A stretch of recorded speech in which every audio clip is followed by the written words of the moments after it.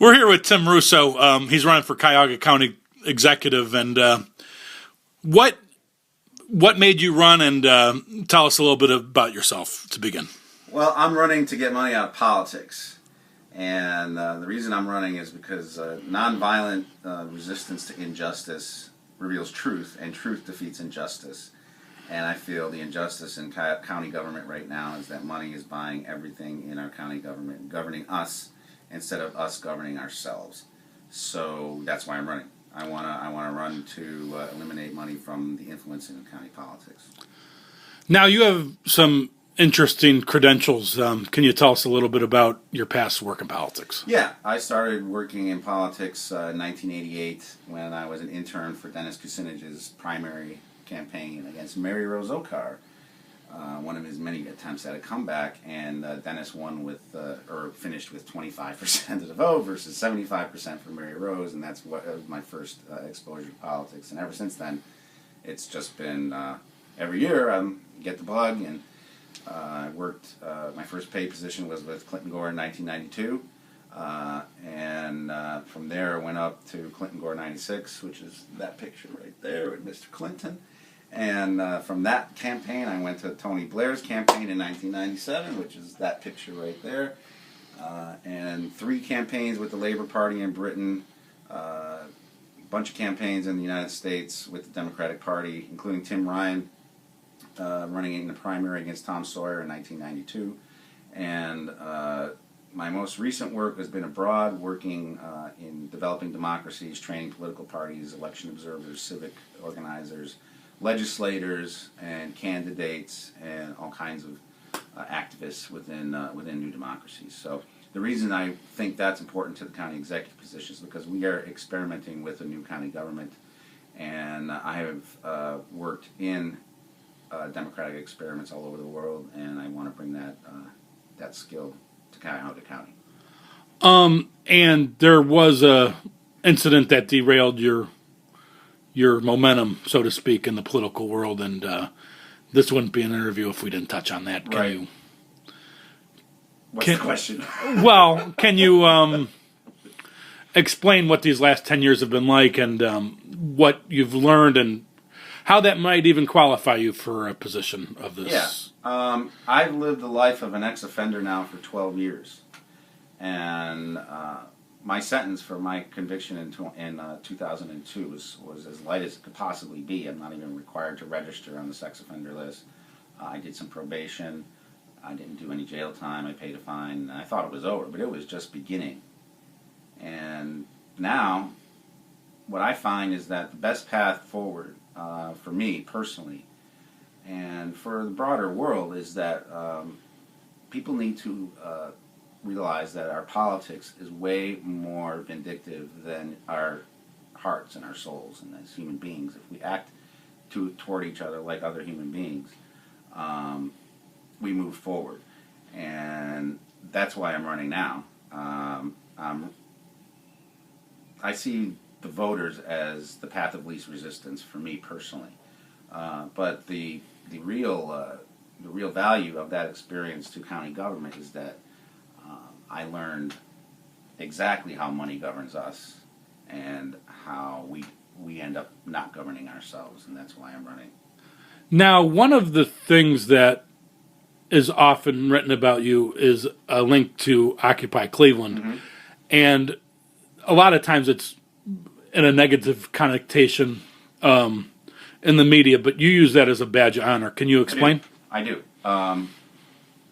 I was kind of Occupy before Occupy happened. When I ran in 2010, most of my messaging was exactly as I just talked about. You know, money governs us, we don't govern ourselves anymore. When Occupy happened, it took over the conversation of the country and the world in exactly the same way that I was talking about in 2010. And so I jumped into it feet first, mostly with video. I was taking a lot of video of actions and rallies and civil disobedience actions, direct action with foreclosure, and I did some training. I tried to train most of the hardcore activists who were down at the tent during the wintertime, and because I am a trainer, I'm used to working with people who aren't don't have the skills yet, and getting them the skills to organize. So I enjoyed it, and I actually think it it gave me a lot of external validation for the thinking that I was growing to.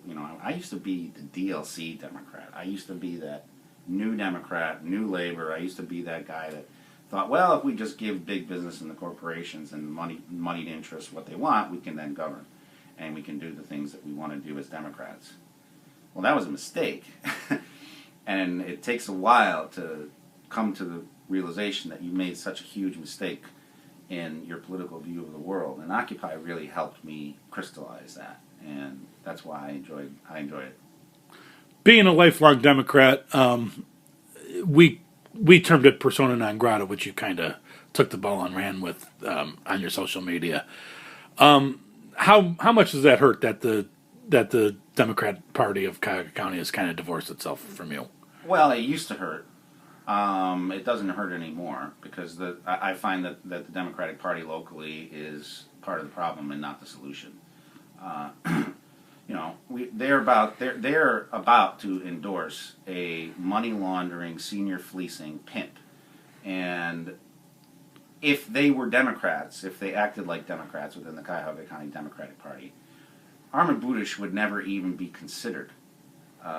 It's really his little racket is one of the most corrupt things I've ever seen in Cleveland politics when you're talking about the entanglement of money, media, and politics and government. And if that's the party that's rejecting you, then I'm happy to be rejected at this point. I ran in a primary in 2010 for the Democratic nomination for County Council District 7. There's no reason to think I'm not a Democrat. There's nothing in my voting record that suggests I've ever voted for anything but a Democrat. So it's a joke, and I'm taking it as a badge of honor. Did you see that? Was there any appeals process that you could have gone through? Well, I called and I emailed, and you do the things that you're supposed to do as a candidate. You contact the party and ask them to be included in their endorsement process, and got nothing. Who do you think was behind that? I don't know. I do know that Armand Budes is stitching up the endorsement for his money laundering, senior fleecing racket, but I don't know how it gets done. And the machinations of what goes on inside the Democratic Party right now, I know them well, having used them and worked with them and benefited from them at a point in my life, but they don't interest me anymore. The skeptics would say, why are you running for executive after you lost a council seat? Why didn't you just stick with that? The council seat was drawn. It was a 9-person primary. It was the City of Cleveland inner city district. I was living in Tremont at the time. And it was drawn to seat an African American. It was one of the seats that was pegged as, that was drawn with 55-45 African American population. So the bet that all of the white candidates on the west side made was the black vote was split, I'll get lucky, and if I win the highest turnout precincts, I got a shot. Well, the black vote didn't split. Most elections can be are won or lost on filing day, so the filing day happened, we looked at the filing, and we were like, well, I don't know if this is going to split enough, but we know what we have to do. On my campaign, we have to win these high turnout precincts if we're going to get anything. And when I went into these high turnout precincts, which are in South Hills, neighborhood of Brooklyn in Ward 12, I knocked door to door for a whole summer, and my opponents followed me and dropped my rap sheet. After every door that I knocked on, every yard sign I got that went up, my rap sheet went to their house. And I was expecting it, but what I didn't expect was the reaction by the voters, who we did some door knocking to find out what was going on, and they told us that these people drop your rap sheet every time they see your sign, so I'm taking the sign down. You still have my vote, but I'm sick of these crazy people coming to my house. To me, that was what I was trying to prove by running in the first place. I ended up winning these high turnout precincts by a landslide. If you go and look at these returns, I won those high turnout precincts. It wasn't even close. And I took that as a sign that my bet on the voters is, as the path of least resistance for me, is a good bet. And that's the bet I'm making in this race. I suppose we'll conclude with this question. One of your taglines you've been using is be notorious. Mm-hmm. Can you explain, and what Yeah. can we expect from your campaign going forward? This campaign is more of an art project than a campaign. I'm sure you've noticed most of my videos are a little off the wall. My announcement video, which I'm making, which is premiering in its gala extravaganza premiere, is on February 3rd at 7:30 p.m. online at timrusso.org. And that will also be different. And there's a little surprise in there about the financing of my campaign. And that's that financing decision that I've made about my campaign is yielding a candidate who acts human. Most candidates, including everybody who's running against me in this primary, act like automatons and robots because they are controlled by money. Money going in and money going out. Who they spend the money on, who they get the money from. And that's not human behavior, what you see candidates doing in the traditional sense, running for office. It's not acting like a human, it's acting like a tool of something else, and that something else is money. So my campaign is going to be extremely different. I'm betting on the voters to do to prove that our politics is much more small-minded than our hearts and ourselves, and that's why if I win, I look forward to making a big difference in Cuyahoga County politics. Well, we wish you the best of luck on your endeavor, and it'll be an interesting ride for sure. You can bet on that.